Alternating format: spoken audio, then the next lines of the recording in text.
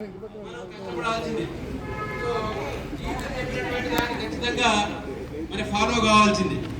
మరి నా విషయంలో కనుక చూసినట్టయితే సారీ అది సరే మేడం పిలిచి మ్యాథమెటిక్స్ మన బాణసార్ కూడా రజనీకి రావాల్సిందిగా సాధారణంగా ఆహ్వానిస్తున్నాం. తప్పకుండా రావాలి. మందిరం మేడం కూడా రావాలి.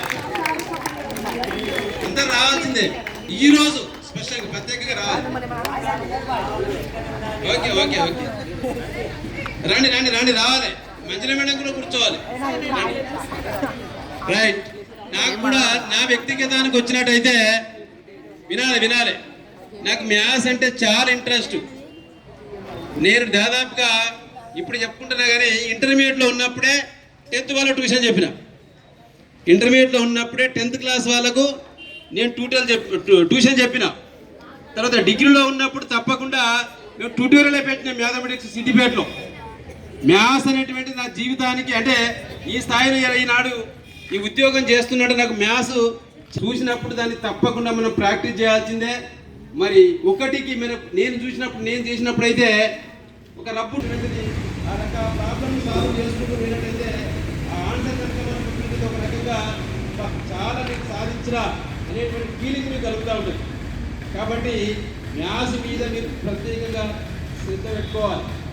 తర్వాత రెండోది ఏంటంటే ఇక్కడ ఎగ్జామ్స్ అవుతూ ఉంటాయి. అప్పుడప్పుడు మ్యాథ్స్కి సంబంధించినటువంటి ఎగ్జామ్స్, పబ్లిక్ ఎగ్జామ్స్ 2011 ఇక్కడ వచ్చిన చాలా ఎగ్జామ్స్ అయ్యాయి. ఎప్పుడైనా మ్యాథ్స్ అంటే నా సబ్జెక్టు ప్రమోషన్ తీసుకున్నప్పుడు నేను దగ్గర ప్రిపేర్ కావాలని ఉద్దేశంతో ఇంట్రెస్ట్గా కూడా మరి మ్యాథ్స్ను వదులుకొని వేరే ఇంకొక తీసుకోవడం జరిగింది. కానీ తర్వాత ఇక్కడికి వచ్చినాక అంటే ప్రమోషన్ రాకపోతే దాదాపుగా అప్గ్రేడ్స్ పనిచేసినప్పుడు దాదాపు 10 సంవత్సరాలు కూడా మ్యాథ్సే ఎక్కువగా టీచ్ చేయడం జరిగింది. తర్వాత ఇక్కడ ఉంటుంది అంటే ఇప్పుడు నా సహాయం అవసరపడ్డప్పుడు మ్యాథ్స్ ఎవరన్నా అవసరం ఎక్కడన్నా ఎగ్జామ్ ఉపయోగపడ్డప్పుడు పార్ట్ బి కూడా నేనే దాదాపుగా 99% ఇప్పటికి చేస్తే అప్పుడు కూడా చేసేవారు. ఇప్పటికి కూడా నా పార్ట్ బి పిల్లలకు కూడా ఎక్కడ ఏంటంటే వాళ్ళకు కూడా కొద్దిగా మరి గిట్ల గిట్ల గిట్ల గిట్ల కొంచెం చూపిస్తూ ఉంది ఇప్పటికి కూడా.